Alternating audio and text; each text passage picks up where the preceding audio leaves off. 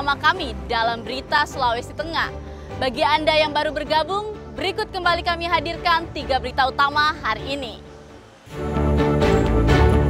Satgas Pengendalian Harga Beras melakukan inspeksi mendadak di sejumlah pasar dan retail modern di Kota Palu. Sistem buka tutup jalan di jalur Kebun Kopi Kabupaten Parigi Motong resmi berakhir.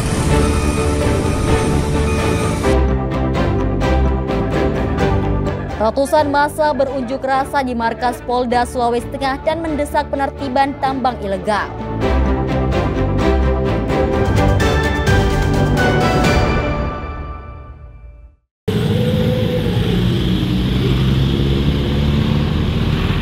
Ratusan massa yang tergabung dalam Yayasan Masyarakat Madani Indonesia berunjuk rasa di depan Mapolda Sulawesi Tengah Jumat siang. Mereka mendesak Polda Sulawesi Tengah menindak tegas aktivitas pertambangan tanpa izin atau peti di Kelurahan Poboya, Kota Palu.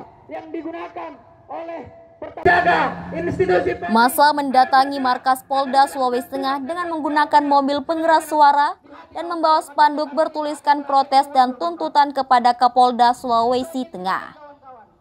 Bayangkan kawan-kawan, pernah terjadi seorang ibu yang mencuri ranting pohon. Massa sempat berusaha masuk ke halaman kantor Polda namun dicegat puluhan aparat kepolisian. Mereka kemudian melakukan orasi secara bergantian. Dalam orasinya, mereka mendesak polisi segera menertibkan aktivitas pertambangan tanpa izin alias peti. Mereka menuding polisi melakukan pembiaran terhadap tambang ilegal yang lokasinya tidak jauh dari kantor Polda Sulawesi Tengah.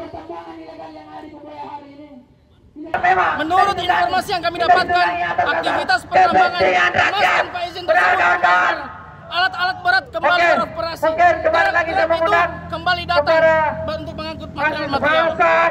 Yang kedua, untuk mempertanyakan kepada Polda Sulawesi Tengah, sebenarnya apa yang terjadi sehingga penegakan terhadap peti ini, khususnya yang di Poboya, itu tidak pernah ditegakkan, tidak pernah dibereskan. Itu patut menjadi dugaan kita. Menanggapi aksi tersebut, Polda Sulawesi Tengah berjanji akan tetap komitmen serius dalam menindak tegas pelaku penambangan ilegal di Sulawesi Tengah, termasuk di Kota Palu. Aspirasi adik-adik jawabannya kami dengar tadi, dan itu merupakan masukan untuk kami. Akan kami tindak lanjuti, dan itu merupakan suatu wujud dukungan. Mudah-mudahan adik-adik juga nanti mendukung. Tatkala kami melakukan kegiatan-kegiatan penertiban. Sekali lagi, itu wujud dukungan. Mari sama-sama, jangan belakangan adik-adik yang tak mendukung lagi. Selain berorasi, massa juga melakukan aksi bakar ban. Puluhan personel polisi mengawal jalannya aksi yang berlangsung aman tersebut. Ikram Boyaoge dan Syamsuddin Tobone melaporkan dari Palu. Bagi kami, ini bukan persoalan yang baru terjadi kemarin, Pak.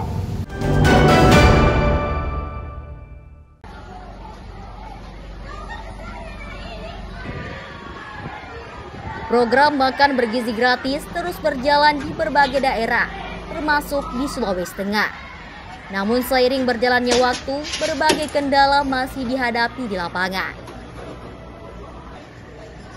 Mulai dari standar pengolahan dapur yang belum seragam, hingga pengawasan higienitas dan keamanan makanan yang masih perlu diperkuat.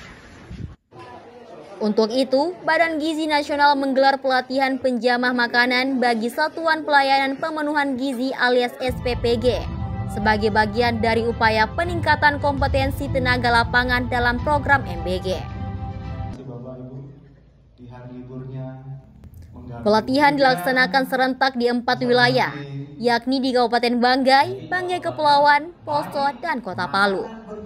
Keseluruhannya, total peserta mencapai 2.454 orang, yang terdiri dari kepala SPPG, ahli gizi, hingga relawan dapur. Sementara khusus di Palu, sebanyak 1.200 peserta mengikuti pelatihan Sabtu pagi. Kita di sini sebagai bentuk komitmen Badan Gizi Nasional untuk selalu meningkatkan kompetensi dan pengetahuan dari para petugas SPPG kita. Nah, ini merupakan rangkaian memang dari 22 provinsi yang kita selenggarakan secara estafet. Nah, ini kebetulan penyelenggaraan yang terakhir. Jadi di sini terkonsentrasi ada di beberapa venue. Muatan ini sebenarnya kita libatkan beberapa instansi pemerintah. Khususnya kalau dari dinas-dinas, itu ada dinas kesehatan, mungkin di situ ada penyampaian materi tentang bagaimana aspek-aspek untuk bisa menerbitkan sertifikat SLHS. Dalam pelatihan ini, Badan Gizi Nasional menggandeng berbagai instansi, mulai dari Dinas Kesehatan dan Dinas Lingkungan Hidup, hingga BPOM, Persagi, dan BPJS Ketenagakerjaan. Materi yang diberikan meliputi aspek sanitasi dan higienitas, keamanan pangan, pengawasan bahan makanan, hingga perlindungan tenaga kerja bagi relawan dapur gizi. Melalui pelatihan ini, Badan Gizi Nasional berupaya meningkatkan mutu layanan makanan bergizi gratis agar makanan yang diberikan tidak hanya tepat sasaran, tetapi juga terjamin keamanan dan nilai gizinya.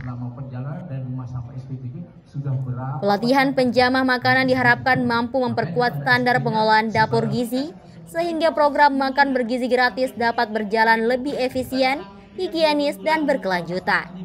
Syahrul Syahya dan Syamsuddin Tobone melaporkan dari Palu.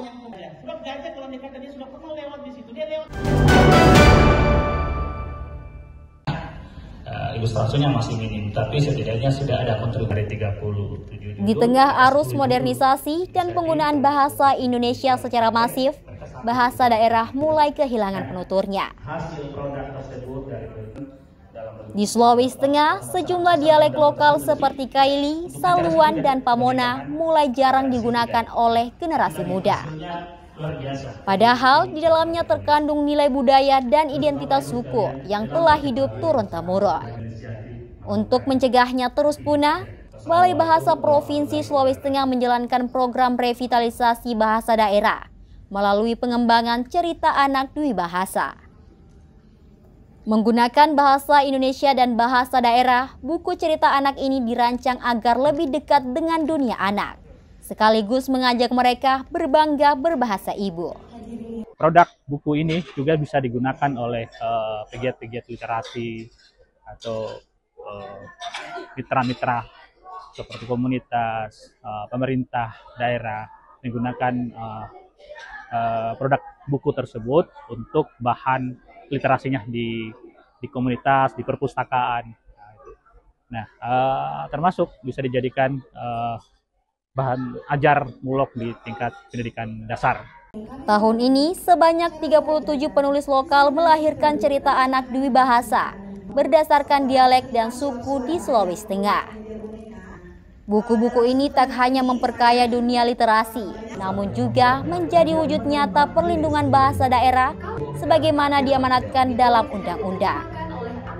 Hingga tahun ini, Balai Bahasa telah menghasilkan kurang lebih 150 judul buku cerita anak Dwi Bahasa. Semangat itu juga dirasakan Suparman Tampuyak, penulis asal Kabupaten Banggai. Lewat cerita berjudul Tantoan Hitatu Luli dalam bahasa Saluan, ia turut ambil bagian menjaga bahasa ibu lewat cerita untuk anak-anak. Iya, Tantoan Hitatu Luli, rencana untuk Tatu Luli. Iya, dari bahasa Saluan. Iya, Kabupaten Banggai.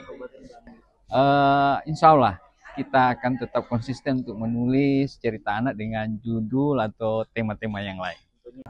Lewat cerita dan ilustrasi yang ceria, program cerita anak Dwi Bahasa ini menjadi upaya mudah dan menyenangkan untuk mengajarkan kembali bahasa daerah kepada generasi penerus. Karena melalui cerita bahasa, tak hanya hidup tapi juga dicintai. Syahrul Syahya dan Syamsuddin Tobone melaporkan dari Palu.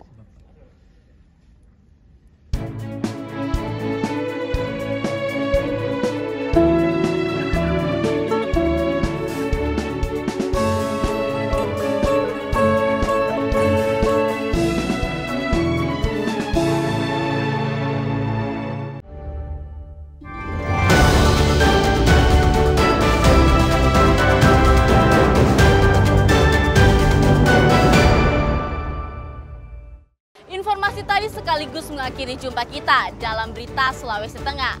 Atas nama rekan kerja yang bertugas, saya Della Rizka mengucapkan terima kasih atas kebersamaan Anda. Selamat beraktivitas dan sampai jumpa. Songgom Powasi, Tabe.